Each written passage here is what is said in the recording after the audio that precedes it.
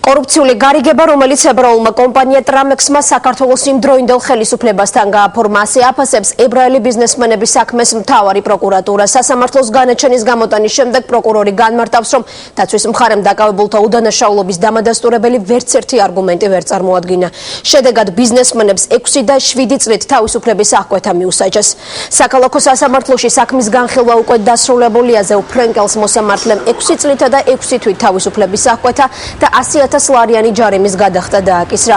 რონი ფუქსი კი ციხეში 7 წელს გაატარებს და თან 500,000 ლარის გადახდა მოუწევს. ფრენკელსა და ფუქს ფინანსთა მინისტრის მოადგილისთვის 7 მილიონი დოლარის ოდენობის ქრთამის შეთავაზებაში ედება ბრალი. ადვოკატი აცხადებს, რომ განაჩენის გასაჩივრებაზე საბოლოო გადაწყვეტილებას მას შემდეგ მიიღებენ, რაც მოსამართლემად გადაწყვეტილების სამოტივაციო ნაწილს გადასცემს. Წმენა კვლავ უცვლელია იმასთან დაკავშირებით, რომ ისინი გამართლებას იმსახურებდნენ. ეხლა 2 კვირის ვადა აქვს მოსამართლეს იმისათვის, რომ მან განაჩენი დაწეროს სრული ტექსტით, რის შემდეგაც ჩვენ ჩაგვბარდება რა ეს გადაწყვეტილება, განაჩენი მივიღებთ გადაწყვეტილებას მისი გასაჩივრების შესახებ.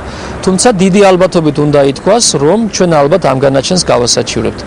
საერთოდ ჯამში ჩვენ გვაქვს 1 თვის ვადა დღევანდელი დღიდან განაჩენის გასასაჩივრებლად. თქვენთვის ძალიან კარგად არის ცნობილი იმჟამინდელ ხელისუფლებაში არსებული კორუფციის დონე, რის გამოც ფუქსმა და ფრენკელმა ძალზე დიოლად მოახერხეს ცალკეული ოფიციალური პირების მოხდამა და უსასყიდლოდ, კიდევ ერთხელ ვიმეორებ, აბსოლუტურად უსასყიდლოდ დაეუფლნენ ქვეყნის გაზისა და ნავთობის ტრანსპორტირების ძირითად სტრატეგიულ ობიექტებს.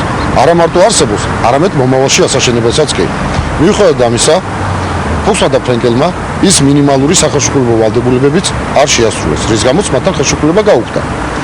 თუმცა საარბიტრაჟო სასამართლომ ამ გადაწყვეტილების გამო საქართველოს 100 მილიონი ამერიკული დოლარის გადახდა დააკისრა.